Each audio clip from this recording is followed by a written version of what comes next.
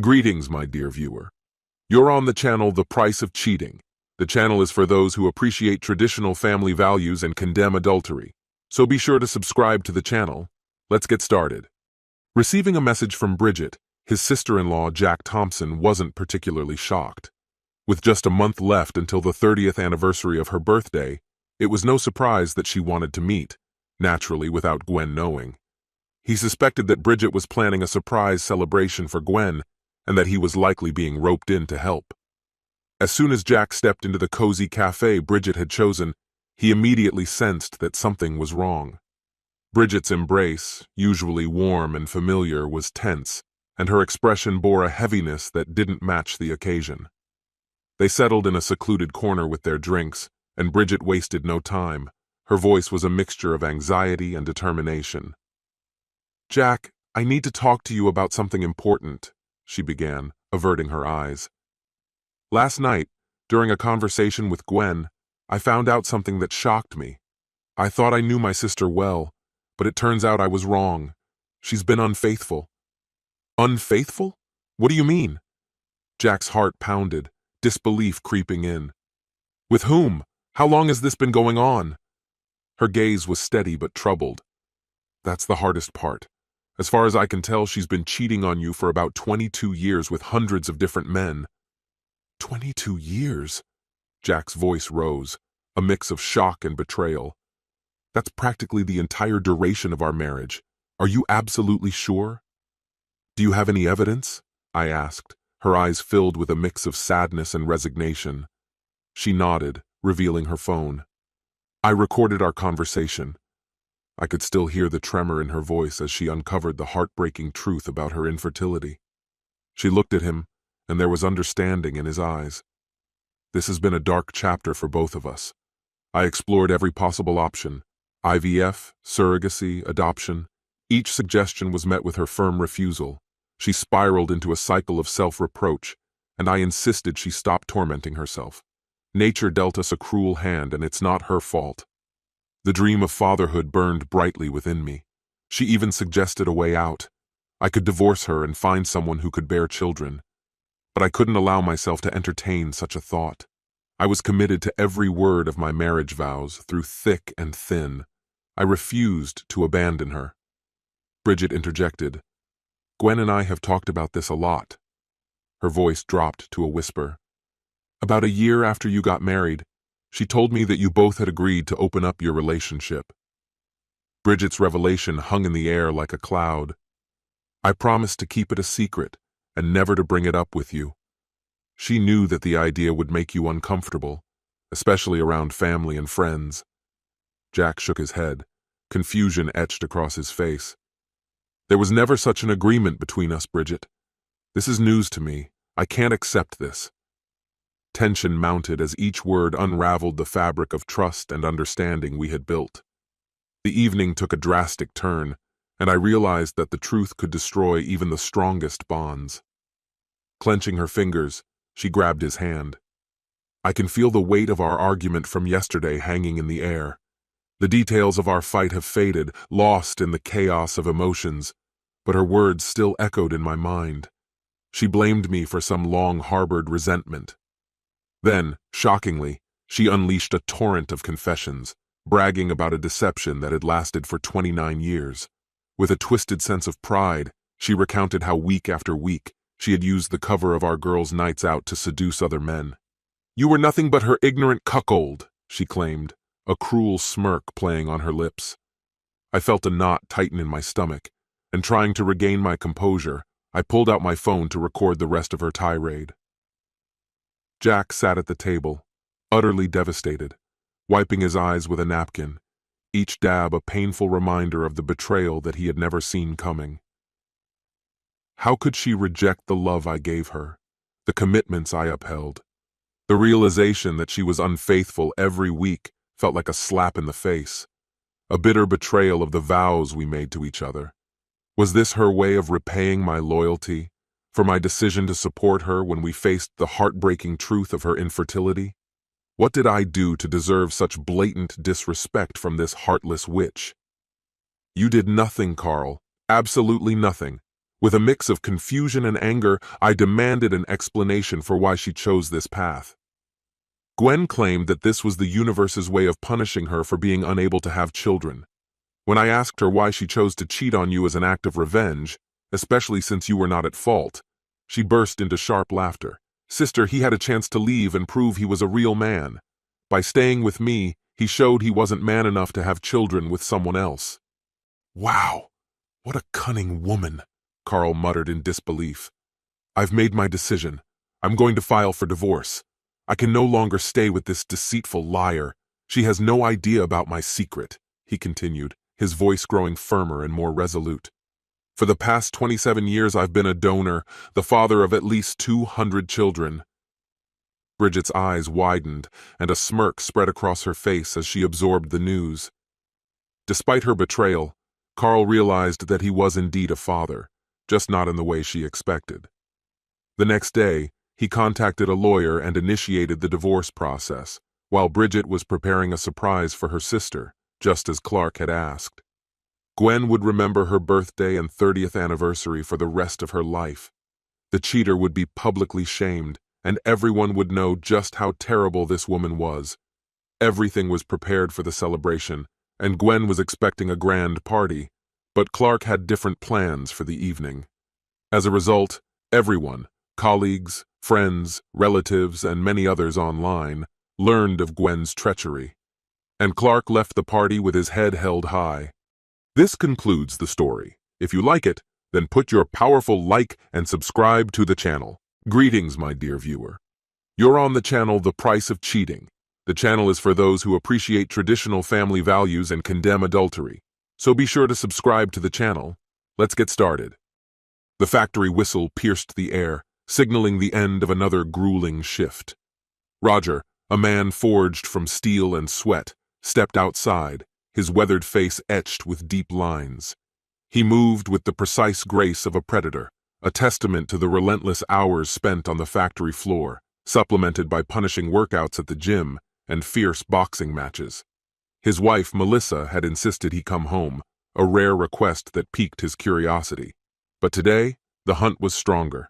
He stopped by a dimly lit shop, the air thick with the scent of gunpowder. "A box of 9mm rounds, please," he said to the old man behind the counter. The man smirked. "Need some targets too, or do you plan on shooting squirrels?" Roger's lips curled into a smile. "I'd say the targets are already lined up." He winked, a steel glint in his eyes catching the moonlight. Back in his car, he swapped out the target practice rounds for the new ones. Tonight, he felt a thrill, a whisper of fortune in the air. As he approached his driveway, he was surprised to see his best friend William's car parked there. Instead of pulling into the garage, he parked at the curb and walked inside. Melissa sat in her chair and William perched on the edge of the sofa next to her. "Well, well, look who decided to join the party," Roger said with a playful tone.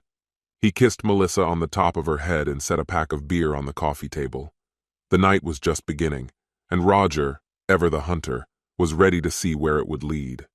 William sat there like a stone, refusing the offered beer. He barely glanced at Melissa, his eyes fixed on something incomprehensible to Roger. Ever the charmer, Roger plastered on a smile, grabbed a beer, and took a long swig. "Darling," Melissa began, her voice carrying an urgent plea, "we need to tell you something." "This can wait, sweetheart," Roger cut her off, his voice rumbling low. "It's been a long day at the factory. I need a shower." He took another sip, the cold taste of the beer bringing him some relief. Hot water cascaded down his back, washing away the grime and tension of the day. He wasn't just cleansing himself of dirt, he was washing off the scent of danger, preparing for the unexpected turn of the evening. He shaved quickly, splashed on some cologne, masking the musky smell of sweat and steel, and securely hid his weapon in the holster beneath his flannel shirt. Passing by his daughter's room, he knocked softly. The door creaked open, and his now grown-up daughter, a whirlwind of energy, rushed into his arms, showering him with quick kisses. "Be ready, sweetheart," he said, his voice softened. "Daddy needs your help." "I'm ready, Daddy," she chirped, returning his embrace. Roger's smile widened. It was time to play. He descended the stairs, a calm, collected predator, ready to face the night. He had a plan, and he was prepared. Fortune favors the bold, and tonight Roger felt bold. Refreshed and armed, Roger surveyed the scene. William, usually boisterous, stood like a statue, head bowed, refusing even the solace of a cold beer. "What's wrong, William? Cat got your tongue?" Roger asked with a playful lilt in his voice. "Best friends should share a beer, not stare at the floor." William just shook his head, his eyes darting nervously toward Melissa. Unspoken tension hung in the air. Melissa, her voice trembling slightly, finally broke the silence. "Roger, darling, we need to tell you something. It's hard, but you need to know." She reached for his hand, her eyes pleading. "I love you. I've always loved you, and I always will. I still dream of growing old with you and raising our grandchildren. Please believe me." She began to squirm in her seat, her voice dropping to a whisper. "I'm tired of worrying about hurting you. I'm tired of hiding it. William and we've been close for 15 months now." The words hung in the air like a heavy, suffocating veil of betrayal. Roger's stomach churned, a cold knot forming in his chest. "But I love you," Melissa continued, her voice choking with tears. "I need him too. It's not about leaving you, it's that I need both of you." She straightened up, meeting his gaze. "I don't want a divorce. We can still have the grandchildren you've always dreamed of, but I can't deny myself. I need William, and I won't leave him." Her gaze shifted to William, who finally lifted his head and met her eyes. He still couldn't look at Roger. Roger's smile was cold, the humor gone. "So that's why this coward can't look me in the eye," he spat, his voice laced with venomous anger. "Too fearless to tell me himself, hiding behind you, letting you do the dirty work. You've really picked yourself a tough guy to enjoy, you damn cheater." Roger's smile was a thin, razor-sharp line of pure, unmasked rage. "Role-playing, huh? You two imagining yourselves as some half-baked storytellers? What kind of pathetic, twisted game is this?" William, finally finding his voice, leapt off the couch like a cornered animal. "You son of a bitch!" he growled, lunging at Roger. Roger anticipated the attack, honed by years of fights and gym sessions. He caught William by the collar, effortlessly twisted him around, and sent him crashing into Melissa. The sound of bones cracking echoed through the room as Roger's fist connected with William's face. Blood splattered, leaving a crimson stain on Melissa's dress, and William collapsed onto her, his head lolling back onto her lap. Roger, with a cold expression of satisfaction on his face, reached into his shirt pocket and turned off the recording on his phone. The evidence had been captured. He had taken several photos to remember the betrayal, perhaps even framing them, a chilling reminder of his righteous anger. "Not very mature, I know," Roger said dryly, pointing at the crumpled figures on the floor. "But sometimes things just need to be dealt with." The silence was pierced by the sharp sound of the doorbell. With a predatory smile, Roger calmly walked to the door and let the bailiff in. Melissa, still in shock, sat holding William's head close to her. Her cries were a disjointed symphony of pain and fear. "Are you Melissa, ma'am?" the bailiff asked, his voice calm and professional. Melissa, the performer, suddenly stopped her wailing. "Yes," she whispered, her voice trembling like that of a frightened child. "Are you with the police?" "No, ma'am," the bailiff replied. "I'm a representative of the court." The bailiff, a stoic figure in a gray suit, handed Melissa the divorce papers, a cold official document that marked the end of their marriage. He turned to leave, but Roger stopped him with an upraised hand. "Hold on a moment," Roger said with a sly gleam in his eye. "I need you to witness something." He stepped up to the top of the stairs and called out, his voice echoing through the house. "Come on down, sweetheart. The show's over." Sylvia, his daughter, a whirlwind of anger and confusion, came down the stairs, hauling 2 suitcases and a backpack over her shoulders. She was like a petite warrior princess, ready for battle. "Daddy," she said, her voice a mix of fury and sorrow as she hugged him fiercely. "Get your things on the porch. I can't wait to get out of here." Roger's lips curled into a smile, a predatory grin of a man who had won. "You can't turn my daughter against me," Melissa screamed, her voice breaking with terror and disbelief. "No!" Roger replied, his voice calm and even, his eyes locked on Melissa. "You did that yourself, meticulously destroying our 40-year marriage." Roger leaned in closer, his breath a hot gust against her cheek. "First of all, you remember Tom, don't you? Your lover before Jack, Dennis, and Richard, not to mention that loser?" Melissa nodded, her eyes widening in panic. "But how did you find out?" "Very simple," Roger replied, a cold smile playing on his lips. "I installed a surveillance system and tapped the phone lines. You've been a busy little bee, haven't you?" "It's a shame you don't know the laws on recording conversations, darling," Roger said, his lips curling into a mocking smirk. "It's completely legal as long as one party consents. For instance, the one whose life is about to be turned upside down." His gaze locked onto Melissa, his voice dripping with icy venom. "Where was I? Ah, yes. You were busy spilling your little secrets while I was busy ensuring that our daughter and I weren't left unattended, you pathetic cheater." He paused, letting his words sink in. "Remember that DNA test kit I gave Sherry for her 25th birthday a few months ago?" Melissa's face went pale. "No, I don't remember." "Oh, it's true," Roger cut her off, his voice growing colder, more metallic. "DNA doesn't lie, unlike you. And you know what, darling? It turns out Sherry isn't exactly my daughter. The truth, dear, is much more interesting." He tossed the house and car keys onto the table, a gesture of complete indifference. "I'll be out on the porch. Sherry's waiting." Sherry, her eyes wide with a mix of confusion and fear, spoke up. "How will we get by without the car, Dad?" "Don't worry, sweetheart," Roger replied with a mischievous glint in his eye. "The house and car will go to her in the divorce. Why take them now?" He paused, a slow, deliberate smile spreading across his face. "Besides, our ride will be here any minute." 2 minutes later, 2 more cars arrived, both sleek and expensive.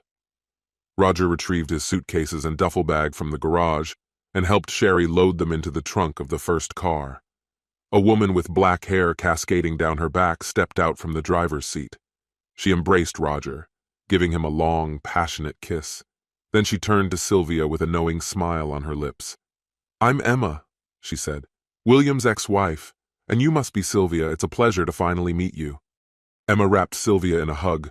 Finally, she pulled away, her eyes meeting Roger's. "Now," she said, her voice husky with anticipation. "Shall we go?" Roger, with a smug grin on his face, turned to Emma, the dark-haired goddess who had just arrived. "Ready to go, darling? I've already prepared a hot bath for us. How about some Chinese food? Something to celebrate our new beginning." He glanced at Sylvia, who was looking at him with a mixture of confusion and admiration. "It seems I didn't know much about you, Dad. Take me home. I miss my husband," she murmured in a barely audible whisper.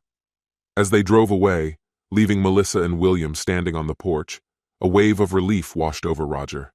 His plan was in motion, and everything was falling into place perfectly. He looked back at the house, imagining the scene unfolding inside.